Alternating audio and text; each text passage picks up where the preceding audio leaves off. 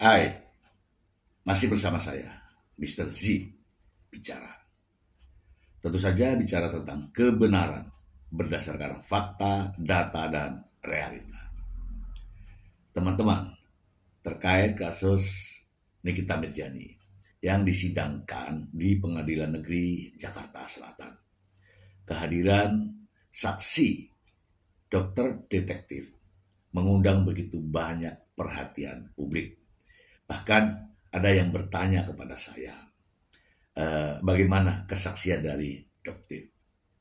Namun kita sudah melihat semua apa yang diberikan oleh keterangan dokter detektif ini saat persidangan. Sudah melihat semua.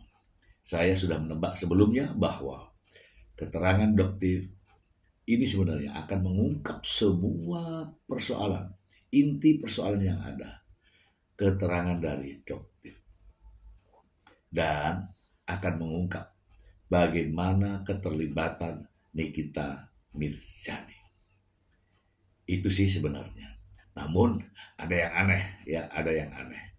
Dari pertanyaan ini. Dari teman-teman ya, dari follower maupun subscriber. Salah satunya menanyakan pakaian daripada dokter detektif. Saya tidak akan menjawab tentang pakaian ini, namun yang ingin saya ulas adalah pernyataan dalam memberikan keterangan di persidangan. Begitu ya teman-teman ya. Sebelumnya mari kita simak ya sepotong persidangan yang pada akhirnya inilah mulai ketegangan dalam ruang sidang.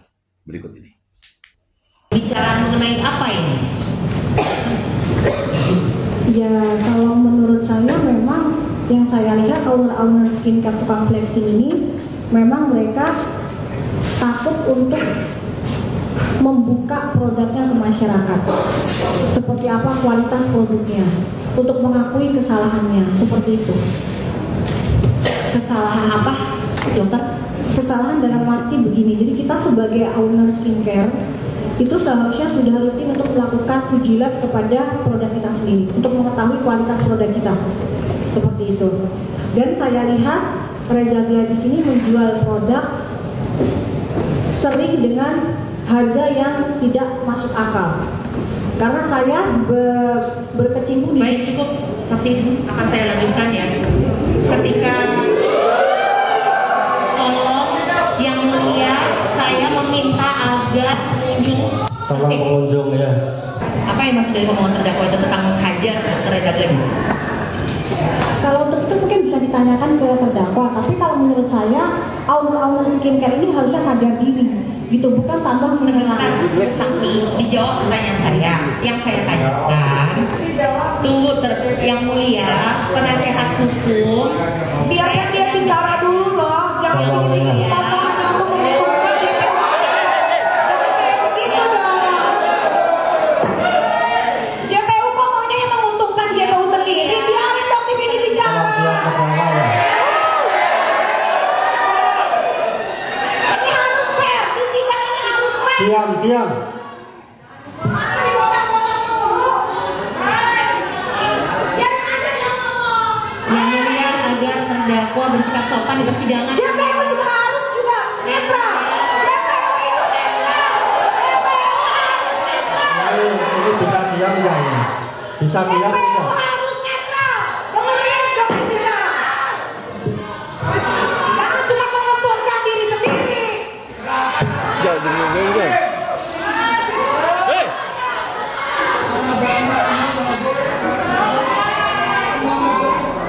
Nah, teman-teman, saya tidak membahas mengenai pakaian ya atau bajunya ya.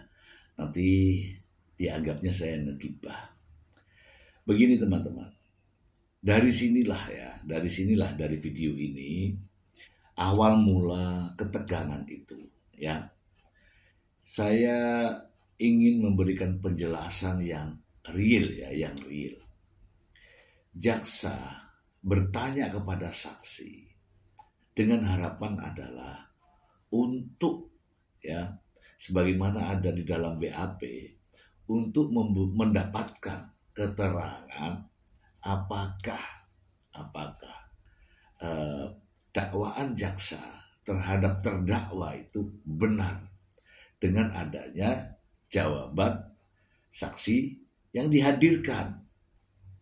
Ya, kalau jaksa sudah mendapatkan ya jawaban, tentu saja tidak perlu lagi dilanjutkan. Itu namanya teknik dan taktik bertanya. Kalau sudah mendapatkan jawabannya ya sudah selesai, gitu ya. Tidak perlu dilanjutkan, melanjutkan pertanyaan berikutnya. Inilah yang terjadi ketika jaksa bertanya pada saksi Samira Doktif. Itulah faktanya. Oke. Nah, kemudian ketika pertanyaan itu misalnya tidak sesuai atau jawabannya tidak sesuai dengan hubungan antara perkara yang didakwakan oleh jaksa, maka hakim memberikan teguran. Nah, di sini teman-teman terlihat dengan jelas ketika jaksa bertanya dengan saksi fakta, pengacara terdakwa juga memberikan sebuah keberatan gitu ya. Lalu terdakwa sendiri juga, Anda lihat sendiri, meminta agar jaksa netral, agar membiarkan saksi ini menceritakan. Tentu saja jaksa ini kan punya porsi masing-masing. Jaksa keberatan, tetapi Nikita Miryani justru makin berteriak. Inilah ya teman-teman awal mula kejadian ketegangan dalam ruang sidang. Teman-teman, semuanya saja mau pendukung, mau tidak pendukung, ini sebagai edukasi bahwa jaksa penuntut umum, namanya saja jaksa penuntut umum, itu sudah memiliki tugas pokok dan wewenang masing-masing. Dalam persidangan ini ada jaksa, ada penasihat hukum, ada hakim. Jadi seimbang. Jaksa memiliki wewenang ya, saya lanjutkan ya. Jaksa memiliki wewenang membuat dakwaan. Oke? Membuat dakwaan. Dakwaan atas apa? Atas perbuatan. Ini bukan menyangkut masalah siapa orangnya, tapi perbuatan seseorang yang diduga melakukan tindak pidana. Dakwaan dibuat. Setelah dakwaan dibuat, jaksa wajib membuktikan dakwaannya. Oke. Nah, setelah membacakan dakwaannya, jaksa wajib menggali keterangan-keterangan yang mendukung dakwaan itu. Selanjutnya, setelah menggali keterangan yang mendukung dakwaan itu, maka jaksa tugasnya adalah menuntut terdakwa. Itu tugas pokoknya. Menuntut terdakwa dan memohon kepada majelis hakim kiranya terdakwa dituntut dengan hukuman sekian. Itu tugas jaksa. Clear kan? Nah, tugas penasehat hukum adalah mendampingi kliennya, memberikan namanya juga penasehat hukum. Berarti memberikan pandangan-pandangan hukum, nasihat-nasihat terhadap terdakwa agar, iya kan? Agar mematuhi jalannya persidangan, menghormati jalannya persidangan, menghargai proses jalannya persidangan. Oke, sampai di sini. Ada kata-kata yang diungkapkan oleh Nikita Mirzani sebagai terdakwa dengan nada-nada yang merdu, tanda kutip, mengatakan jaksa harus netral dong. Jaksa harus netral dong. Jaksa harus netral. Saya tanya, sejak kapan jaksa harus netral? Jaksa ini atas nama negara untuk melindungi korban, memenuhi hak-hak korban yang diwakili dalam bentuk harus membuktikan adanya, harus membuktikan adanya dakwaan terhadap terdakwa yang merugikan korban. Jadi jangan salah. Jaksa itu pasti tidak boleh netral. Karena kalau netral, tentu jaksa justru menyalahi undang-undangnya. Karena jaksa harus membuat dakwaan. Jaksa harus membuktikan dakwaan. Jaksa harus melakukan penuntutan terhadap terdakwa. Jadi teman-teman harus menyadari ini. Tidak ada jaksa yang netral. Jaksa harus berdiri dan membuktikan bahwa terdakwa bersalah. Oke, clear ya sampai di sini ya. Jadi kalau Nikita Mirzani mengatakan jaksa harus netral, sebenarnya ini Nikita Mirzani tahu nggak? Kalau nggak tahu nih ya, apa gunanya didampingi oleh yang namanya penasehat hukum? Itulah gunanya ada namanya penasehat hukum di sampingnya persis.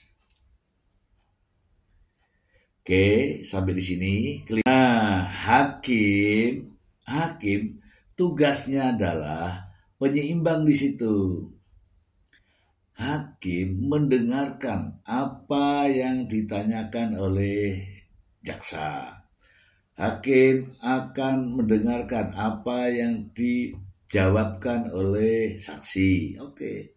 Hakim juga akan mendengarkan jawaban oleh penasihat hukum atau terdakwa. Jadi hakim tugasnya di sini adalah menjaga dinamika proses persidangan ini agar berjalan dengan lancar. Makanya kan sering kita dengarkan hakim mengarahkan pengacara atau penasihat hukum agar bertanya fokus.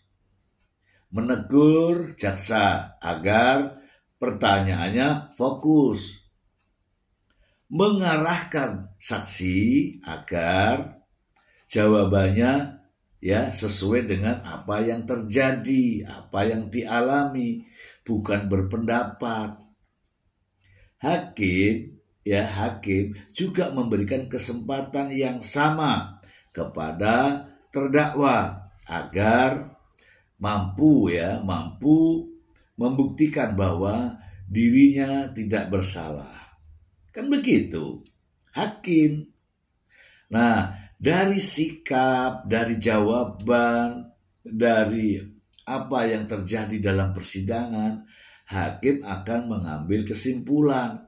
Semua seimbang. Bagaimana dakwaan jaksa, bagaimana keterangan saksi, bagaimana keterangan terdakwa, bagaimana pembelaan kuasa hukum, penasihat hukum, dan sebagainya, ahli dan sebagainya. Dari situlah nanti bisa dijadikan kesimpulan untuk menjatuhkan hukuman terhadap terdakwa. Kalau dari proses persidangan ini ternyata terbukti, maka terdakwa dijatuhi hukuman. Oke, clear ya? Kalau dari hasil persidangan ini terdakwa dinyatakan tidak bersalah, hakim akan membebaskan. Clear kan? Jika terdakwa bersalah, maka dijatuhi hukuman. Nah, masalahnya bagaimana jika terdakwa berulah? Nanti hakim juga akan mengambil langkah-langkah catatan bahwa selama persidangan terdakwa memiliki sikap dan perilaku tidak terpuji, kan gitu ya kan? Membuat ulah sehingga jalannya persidangan tidak lancar misalnya. Dan itu akan menjadikan tambahan hukuman bagi terdakwa. Gitu. Yang bisa mempengaruhi vonis hakim yaitu tadi fakta-fakta persidangan dan juga perilaku terdakwa dalam proses persidangan. Hakim akan mengambil keputusan. Keputusannya berdasarkan fakta-fakta persidangan dan keyakinan hakim.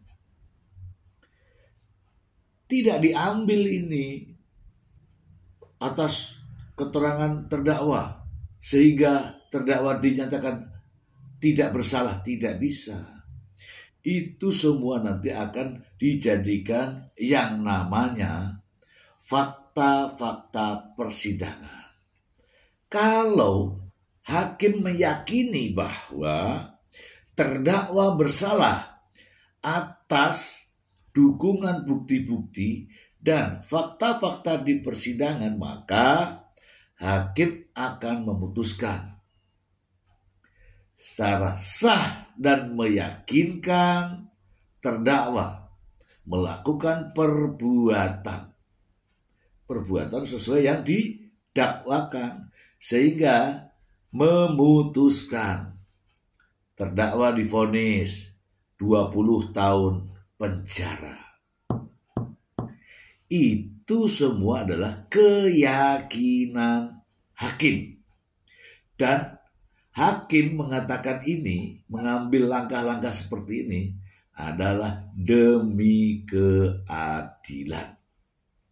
Bukan demi kepentingan, bukan, demi keadilan. Jadi teman-teman, seburuk apapun peradilan di Indonesia ini, ya seperti yang kita lihat ya, ini kita berperan penting, ya harus dihormati, harus dihargai. Bagaimana ruang sidang yang begitu sakral, ya, untuk mendapatkan keadilan. Jangan justru kita ini berperan merusak peradilan. Itu tidak boleh menambah suasana menjadi tambah panas. Nah itu yang teriak-teriak di dalam ruang persidangan itu juga nggak dibolehkan, dilarang itu. Itu menambah suasana menjadi panas dan tidak lagi sakral di ruang pengadilan. Perhatikan ini. Dan masyarakat, siapapun Anda,